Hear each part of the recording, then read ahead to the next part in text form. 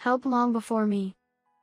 When I went to my son's house, I found my 10-year-old grandson, who should have run away, chained up.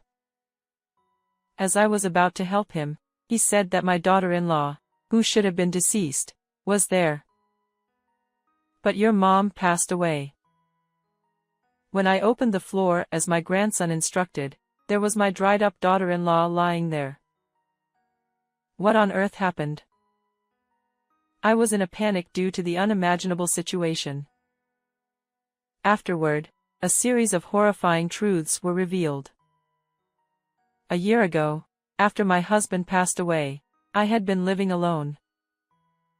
However, my son's family lived just a 30-minute walk away, so I didn't feel lonely.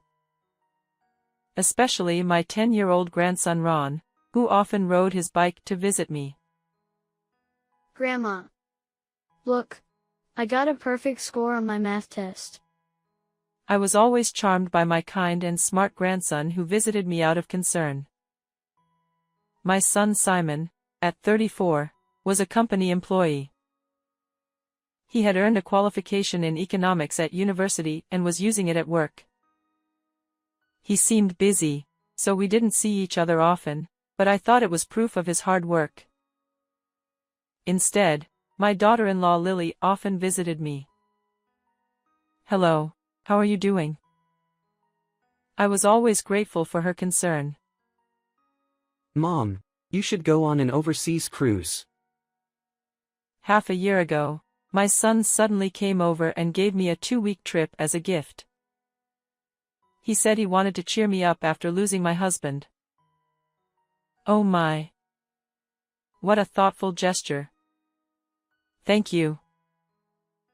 I joyfully went on the cruise with my hobby friends, planning to help my son and his wife when I returned.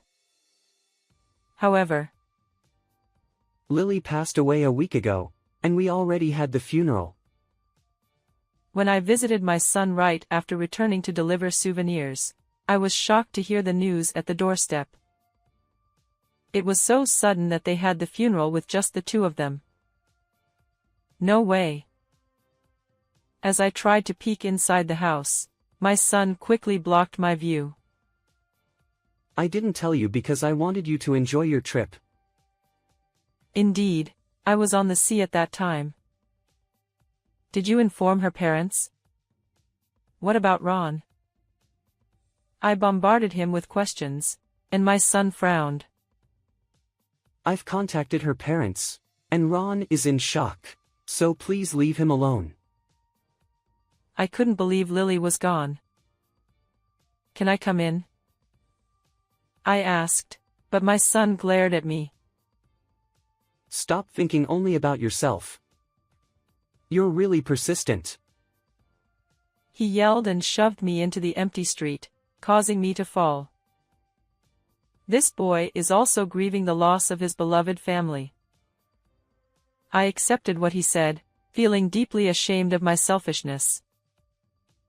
Looking up at my glaring son, I apologized and decided to leave. Now, I regret not forcing my way in then, for something terrible was already happening. The next day, I decided to call my son first to ask if he needed help instead of showing up unannounced. But he didn't answer, possibly busy with work. I wanted to visit Lily's grave and check on my grandson. Yet, I didn't want to burden my son with my demands. After several unanswered calls, I left a message asking if I could visit. The next day, still no call back, so I decided to call once more. After a few rings, my son answered with an irritated tone. "Why are you calling so much? I've got a lot going on here." "Why?" "Because I'm worried about you and my grandson." "By the way, Ron ran away. He left a note saying I'm following Mom." I was horrified by the note my grandson left. Oh no. Did you call the police? "Of course. I called them immediately." I was terribly worried about Ron. he must be lonely after losing his mother. Oh, please come back. My hand holding the phone grew cold and numb. I'll look for him too. He'll come back eventually, so you don't need to do anything. My son shouted as I was about to hang up. Maybe he was trying to keep me from worrying, but I couldn't ignore a missing 10-year-old. But what did the police say? Huh?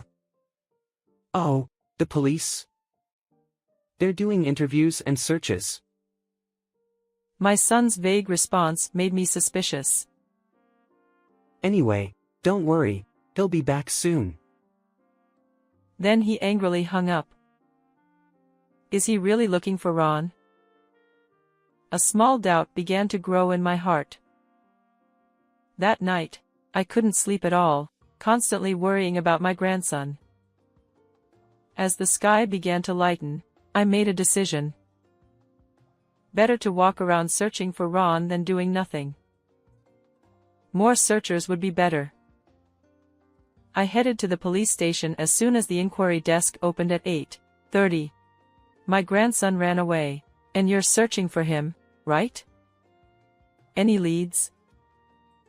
The officer listened and checked the status. To my shock, they said no search request had been filed. What? That can't be. I was stunned, remembering my son's evasive answers. He's hiding something. Thanking the officer, I immediately went to my son's house.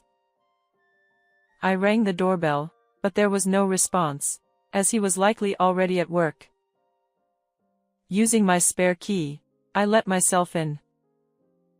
From the back, I heard noises. Did he leave the TV on? Curiously, I headed towards the sound, finding my grandson chained in the kitchen storage space. Ron! What happened to you? I rushed to him and hugged him. Grandma. Please. Help Mom first. He pointed to the floor storage nearby with his chin. But your mom is gone, right? The funeral was held. No. Mom is here. Please hurry. He was in a panic, crying and kicking to get closer. His frantic expression made me realize something was seriously wrong. I fearfully opened the floor storage. No. Lily. There lay my daughter-in-law, mouth gagged, hands and feet bound with tape, dried up and lifeless. It's all Dad's fault. Wah. Mom. Seeing his changed mother, my grandson screamed and cried. I hugged him and immediately called an ambulance. The operator arranged for the police and rescue team to cut the chains, and both Ron and Lily were rushed to the hospital. In the ambulance, my sobbing grandson explained what had happened. What a horrible thing. I'll make sure he pays for this, Ron. Grandma will see to it. Listening to him, I vowed to bring justice for my grandson and daughter-in-law. Later, with the police, I heard more details in the hospital room. My son had been away for about a week. After Ron fell asleep, I asked the nurse to look after him and went straight to a lawyer's office. Determined to expose my son's crimes, I searched everywhere. 8 days after finding Lily and Ron, I was sitting in my son's living room. As I heard the front door open, it signaled my son's return home. Mom? Dressed in flashy shirts and jeans that didn't look like work attire, he was surprised to see me. Then, my son quickly glanced toward the kitchen. Of course, you'd be concerned about the kitchen, where you chained a 10-year-old child. When I glared at him, Simon looked startled. Chained? What are you talking about? You mean the toy handcuffs he was playing with? His flustered and lame excuse made me feel nauseous. Enough with the lies. You left a 10-year-old alone for over a week. You said Ron ran away from home, didn't you? When I accused him sternly, Simon's eyes darted around, occasionally glancing toward the kitchen. He did run away, but the police found him. Liar. You didn't even file a missing person report. I confirmed it myself. I stood up from the chair with a bang and yelled, making my son wince and fall silent. But Lily's gone, and I have to work for the sake of the kid left behind. He mumbled, sneaking glances to check if the floor hatch was open. That's completely different from what Ron told me. Just as I started speaking, my son shouted. Enough already, you old hag. Haven't you finished menopause? He raised his voice, interrupting me, and tried to drag me out of the house. I found your dried-up wife under the floor you keep glancing at. I know everything. I pushed his hand away with all my strength, my hair disheveled as I screamed. Simon paled at my words. In fact, I had heard the full story from my grandson on the day I found Ron and Lily. Ron had been on a 5-day camp until the day before I returned. When he came back, full of memories, Simon told him, "Mom has passed away." No matter what Ron asked, Simon didn't answer and blocked the kitchen with a partition, preventing access. My grandson cried, "I want to see Mom. I want to see Grandma," but Simon only yelled, "Shut up." When I visited Simon's house right after returning, Ron heard the doorbell and was thrilled. Grandma's here. He tried to run to the door, but Simon gagged him and held him down. You told him, you weren't here when your mom died, so the police suspect you.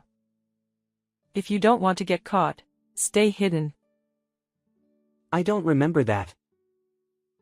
Ron must have been terrified. Shocked by his father's words, my grandson hid in his room, holding his breath. Unaware of this, I believed Simon and went home after being shoved into the street. That night, Ron heard rustling sounds from the kitchen. Curious, he sneaked in through a gap in the partition and found his bound and gagged mother in the floor storage. He shouted, "Mom," in shock, which got Simon's attention. Simon chained Ron and shoved him into the storage space. Ron heard Simon muttering, "I thought she'd be dead after 3 days." This revealed that Lily had been without food or water for 5 days, mummifying in the floor storage. That's just a made-up story by him. Simon claimed Ron was lying because he was in his rebellious phase. Then why was she mummified? Actually, Lily had a high fever and died suddenly. I loved her and couldn't let go, so I kept her at home. He lowered his head, wiping fake tears. I approached him quietly. "Mom." My son reached out for comfort, but I grabbed a stack of papers from his nearby bag and hit him hard on the head. Don't be ridiculous. You neglected your child for over a week and went on an affair trip. That's your idea of love? The stack of papers was evidence of my son's infidelity. His computer was full of emails and photos with his mistress, and gifts and luxurious dinners were all documented in the photos. Where did you get those? Frantically trying to hide the papers, he looked pathetic. I found this account book in your closet. I slammed a bank book on the table, making Simon's face twitch. The bank book showed transfers totaling $200,000 over 3 months, way too much for a salary. You said you were in accounting, But this is embezzlement. Ha! This is a bonus. It's too early for you to go senile. He spat back, but then. That's not true. A strong voice came from the next room. Simon looked in shock as a tall, middle-aged man stepped out. Ollie? Yes, he was Ollie, the head of accounting at Simon's company. After finding Lily and consulting with the police, I also discussed the suspicious transfers with the manager. The company was aware of the unusual transactions and was already investigating. Ollie had called to check on us, and I informed him about Simon's return. Instead of calling the police, I called Ollie, who offered to accompany me for safety. You've let me down. Standing with folded arms and glaring at Simon, he continued. Everyone makes mistakes, but a crime is inexcusable even once. What? Simon told me he was an exceptional employee. I asked, confused by the contradiction. No, he makes many mistakes and tries to blame female colleagues.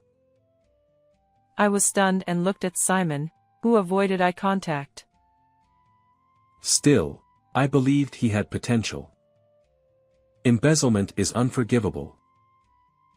Spending stolen money on your mistress.